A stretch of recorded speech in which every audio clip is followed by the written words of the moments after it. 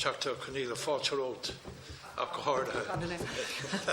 Gur míle mágad a cahirirlí, agus gur míle mágad a costa agus an teanador a socht an sesiún seo agrú tá sé tilse agus gur míle mágad. Rugú agus tóga mé ngáile agus tá an simagam I cuasaí tráchta agus réití inwaranní. Thank you very much, Chair. As someone who spent 17 years at a local authority level, I know the ins and outs of it. And so I'll be really as quickly as I can and then ask a few questions. Just let me make a few observations. In those 17 years, I watched an outer bypass go down a cul-de-sac. Now, whatever about one's view of an outer bypass or a ring road, my difficulty was no solutions were put forward because all of the eggs went into one basket and therein built up a problem. On top of that is the management structure, no reflection on management, but actually in my time, I'll take the first 13 years, we had 7 city managers, either acting or permanent. So the structure of that doesn't lead to long-term solutions. And when the outer bypass went down a cul-de-sac, the next effort was to get another road. And Arab were brought in to look at that road, and public transport was put onto it, not the other way around. And certainly in an ideal world, what I would have loved to have seen is Arab brought on to say, we have a major problem here in a medieval city, we have serious responsibilities under climate change, we have a fantastic city, what are the solutions now in the next few years? However, that's by way of that. And by my final observation, I spent almost 2 days in an oral hearing in relation to the Seamus Quirk Road. I was subsequently accused by a certain person of delaying the road. My whole effort, and Councillor Colette Connolly's effort, was to ensure that 4 roundabouts did not go in to a road about 1 kilometre and something along. I think the distance was mentioned. 2 kilometres. They were going to put in an extra 2 roundabouts in that and a flyover in the sky. That was the type of engineering solutions, and I spent my time making sure the flyover didn't go in and 2 extra roundabouts. And ironically, the effort of management in the last number of years has been to take out roundabouts. Okay, so be that as it may, my questions are coming down now to the National Planning Framework.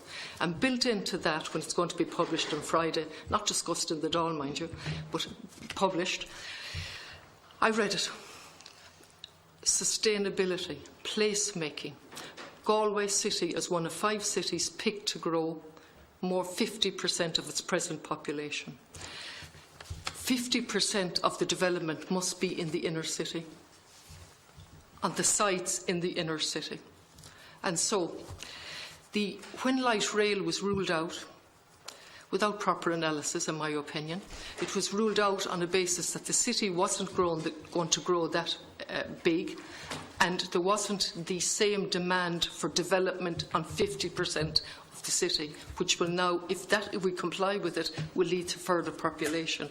Also, our obligations under climate change have utterly increased. So I haven't heard one of you gentlemen, and yourself, Ms Graham, talk about our climate change obligations and what you have done to proof your road and your solutions against our climate change legislation.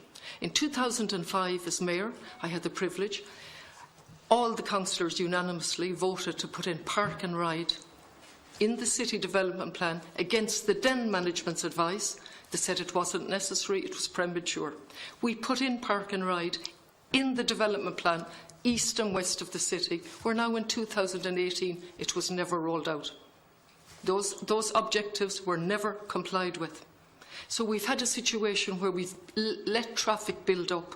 Now, I appreciate, and we all want more and more development in Galway, but it has to be done sustainably with a sustainable solution. So my specific questions, and it was asked already, park and ride. A, why wasn't it rolled out?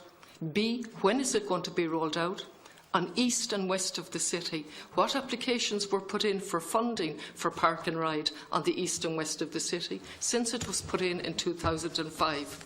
In relation to a master plan for the city, which ties in with sustainable development and transport, we have Kent Station, which the manager might correct me, is 12 or 14 acres, prime land in the middle of the city. We have the docks, he might give us the acres for the docks. These are public lands. In addition, we have the other private lands. There is no master plan in relation to the development. There is no master plan for that land tied in with transport. In relation to the example that the manager has given in relation to the application that's pending on private land that was sold off by the docks and the port company, it's for 2,700 offices, or workers working in offices, 2,700 with no accommodation. The accommodation is for students coming from abroad. Now, why do I mention this? Not by way of criticism, but to say the plan that we're going to publish on Friday has sustainability written into it. The actual operation on the ground is not happening. So, if I go back, park and ride, where is it at? School transport. On the last count, I counted over 30 schools in the city within a small little radius, including myself, just recently removed from that responsibility of driving them to school, putting an idiotic car on the road to take my children from the Claddagh up to Scoil Gaeilge, less than a mile and a half. I had no choice. There was no other solution to let my children get to that school. That's repeated as we speak all over Galway. 30-something schools. I think it's great. We need a living, vibrant city. Both in Irish and English, it's Cahergoiche, but we need to lift up that school traffic. It's been repeatedly identified that peak traffic is a problem, contributed to substantially by schools. What's the answer to that? Who's made that? In relation to yourself, Mr. Neary, I've travelled abroad, had the privilege of looking at different things, and transport mobility plans for each big industry was a major factor. You might come back on that. And in relation to that, in relation to, Mr. Connell's solutions, I see a comment here, and it's actually a frightening comment, and thank you for your contribution, all of you for your contribution. But you say, for example, a recent initiative in Boston showed an 18% reduction in traffic congestion using these new techniques. And that percentage, 18% reduction, is precisely what's been called an N6 project is going to lead to. You go on to say that is the estimate change that will happen as a result of 16.5 kilometres at 30 million plus per kilometre for a solution that is going to see us in huge trouble and will still leave the traffic. So we have, as my colleague mentioned, Oranmore, Athenry and a train service. What has happened in relation to increasing the frequency and using what's there as a commuter service? Where is that at? What's happening with that? So to start with Deputy Connolly's question about our transport mobility plan, I think that the first assurance I would give is from an industry point of view, and certainly from a Metronic's point of view, we recognise we have a responsibility here, and we fully intend to meet all our responsibilities. In terms of the Parkmore Traffic Action Group, which has been active for a number of years now, it is something that I sit on myself and take that importance to make sure that I always attend where possible to send a delegate. And I think that's also the case for most other industries there, that the most senior person in Parkmore is the person that represents that. In terms of things like Cycling Village, so we established in Metronic, we established a team of active cyclists to design a cycling village that would meet their needs, and we have constructed and built that, and you're more than welcome to come and see it at some stage. In terms of the things they requested, like drying facilities, like shower facilities, like secure locking, like subsidised cycling gear, and like active cycling days where we provide repair, etc. for bicycles, all that has been put in place. And the response to that has been very positive. In terms of carpooling, while we can't control the road infrastructure, the one thing that we could control is our car parking space. So what we've done with carpooling is all the car parking space from each building that is the prime access to the road network have been dedicated to carpooling. So anyone who wants to carpool can get a space in the best locations we have in terms of car parking. In terms of the new slip road we've talked about here, and I also want to thank MERS for this, The land for that new slip road has been given by both Medtronic and Merit Medical. That's where the land has come from that. And we do have an active forum where people can make suggestions in terms of transport mechanism to and from work within Medtronic. So we recognise that we are part of the solutions here as well. And my assurance to everyone here is we will play an active role, both for myself and I feel I can speak for every other industry based in Parkmore for that as well. Deputy questions, Hugh, yeah. Okay, there are a lot of questions there that I suppose do interact with us. So if I start with some of Deputy Connolly's questions. Probing is always, yeah. On light rail, you mentioned at the beginning, we did do a big assessment on light rail. It's included in the transport strategy. I know you have a different view, but we tried to assess it with evidence and came up with the conclusion that we came up with. In regard to climate change obligations, I would say that everything in the strategy is nearly focused on assisting us in meeting climate change obligations. We're putting in a really efficient public transport system, which is going to bring more users over to that system, and that can only be beneficial from a climate change point of view. Similarly with the cycling and walking, we're putting in decent networks for those, and again from a sustainability point of view, that's really the fundamental of achieving climate change, is to achieve a mode shift. On park and ride, others will be able to answer your question as to why it wasn't rolled out in the past.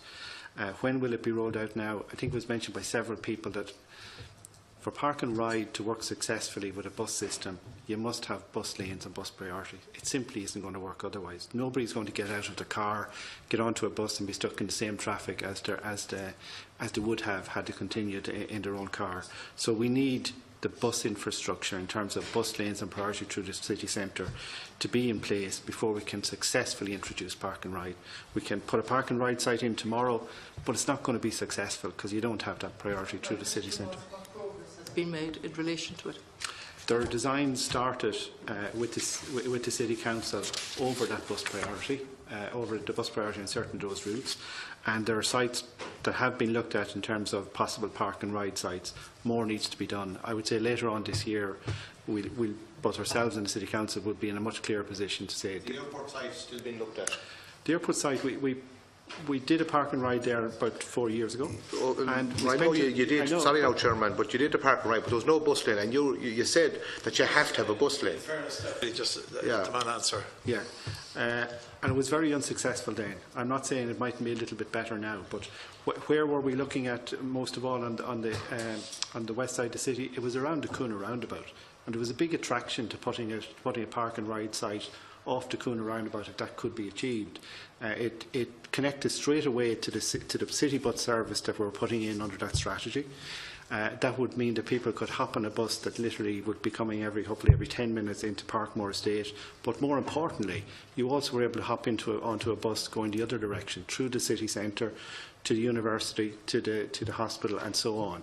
So there was a lot of attractions towards that site as part of that overall package. So I'm not saying we can't look at the city airport again, but that's the rationale why we thought the other site was the better.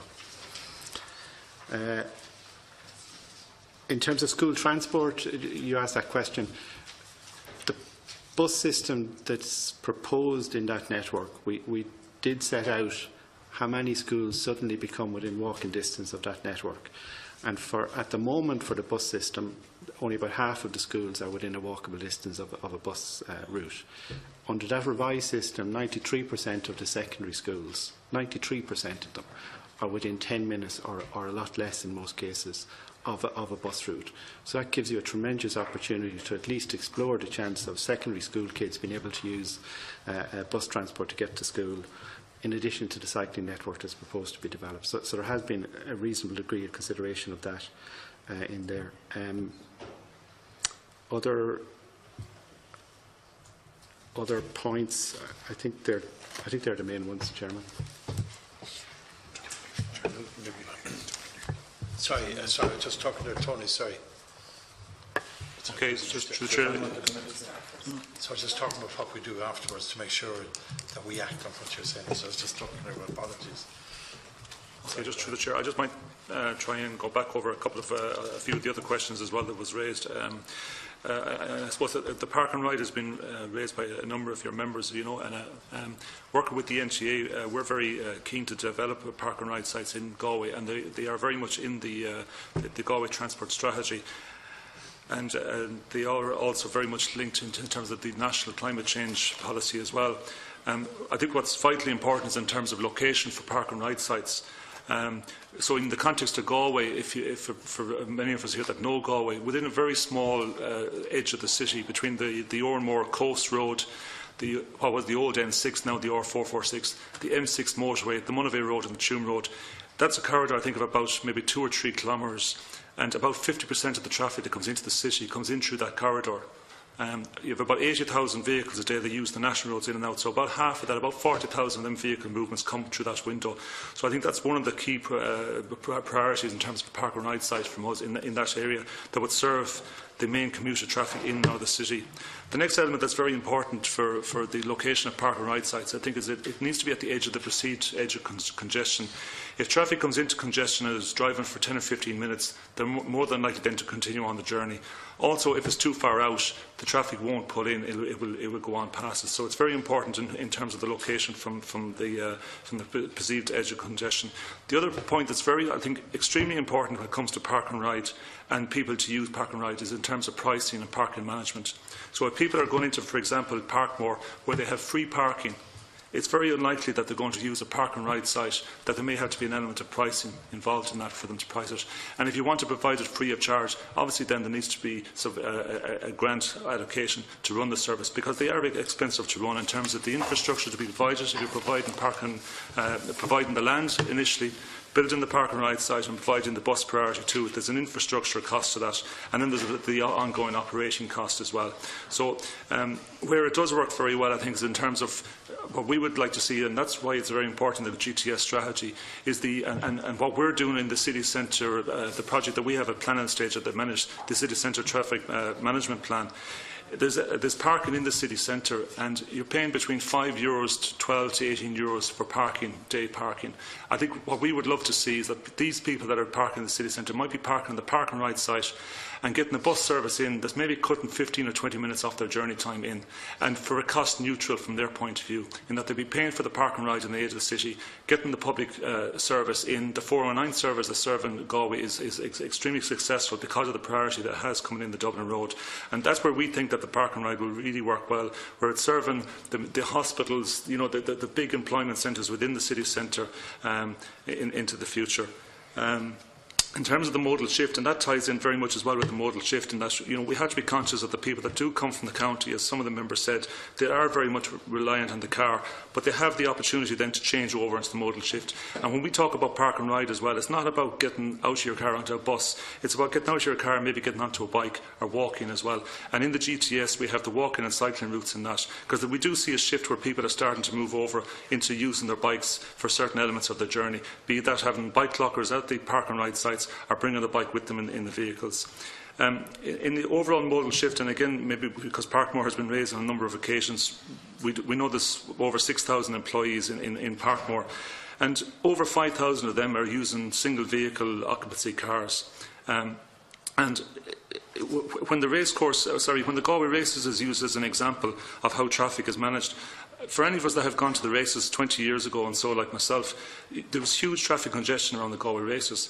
And why has that changed now, when now there's no traffic congestion, or there's very minimum traffic congestion around the Galway races at the minute. And that, to me, is down to the modal shift. It's an ideal model, I think, in terms of a huge. I think there was I won't quote numbers in case I get it wrong, but I had them before. But there's a very significant amount of people now go to the races by bus. There's double-deckers lined up in Eyre Square in different locations to bus them out. A lot of them actually walk to the Galway races. And if you look at the occupancy per car of the cars that are left going into the Galway races, they're squeezed in 3, 4 and 5 per car going into the races. So that's what we would like to see from an overall context of how you can move people into a more sustainable transport going forward. I'd just like to maybe recap on some of the projects that have been delivered in Galway that maybe we can forget about fairly quickly. But what's very important for Galway City at the minute is the N6 corridor, the existing N6 corridor across the city. And over the last number of years, there's been a lot of junction improvements carried out on them junctions. And the junctions effectively have been removing the roundabouts, signalising the junctions. And the junctions are all linked to the UTC, the Urban Traffic Control Centre in City Hall. As Deputy Grealish mentioned earlier on about the Carmore, I mean, these are all linked up, fibre-linked and monitored systems. And in each of them junctions, with the traffic modelling we've done and the counting afterwards, we're getting between 15% and 30% more traffic through the junctions since they've been upgraded.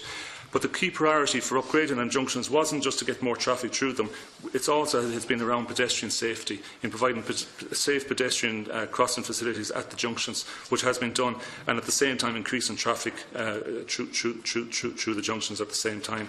And it's maybe more for the county for me for mentioning it, but I know in terms of serving Parkmore and applies to the broader area, it's not that long ago when we didn't have the M6 motorway linking Athlone to Galway. So when the example was given maybe of the person leaving Parkmore when they were halfway home at Briar Hill, well, if they had to go through Crowell and Loughrea and Ballinasloe and all the towns along the way, they certainly weren't halfway at home. And that's not that long ago since the M6 opened. And the M17 and M18 motorway is now open as well. And again, I think that example was been given as well prior to the last 12 months, where there has been a lot of improvements delivered in Parkmore. We were getting continuous complaints of an hour and a half getting out of Parkmore, and I think Tony would agree with me here. I don't think he'd disagree with me. There's very little occasions now where there's any significant delays, anything like what was coming out of Parkmore. And Tony's up there. I don't want to put a number on it, but it's apart from one or two bad days, I think the traffic at the minute has been managed. But we can't rest at that because we know, it is important to keep moving on that and reducing that more so, but also to looking at it in terms of the overall modal shift. And it's not just about providing increased capacity into Parkmore for the single cars, but also for the buses and cycling as well. I asked a question about Commuter, so did Deputy O'Keefe in Oranmore, Athenry, the possibilities there. Well, it always is based on demand for services, and the introduction of new rail services is a costly service to provide. So we would obviously look at it on the basis of demand and where we think the demand is growing. And we will continue, as we always do, continue to review the demand for services, for rail services with Iarnród Éireann. And if we have the fleet available, has that been done? Has that been done in the context of the problems in Galway, the potential for Oranmore and Athenry? We have outlined in the strategy, that is one area that will be looked at. But there are many aspects of the strategy to be delivered. Our focus will be primarily on bus initially, but alongside that, if we're in a position to put in additional rail services, but it does have an impact on the intercity services as well. So that's something that would have to be considered. Sorry, yes, go ahead.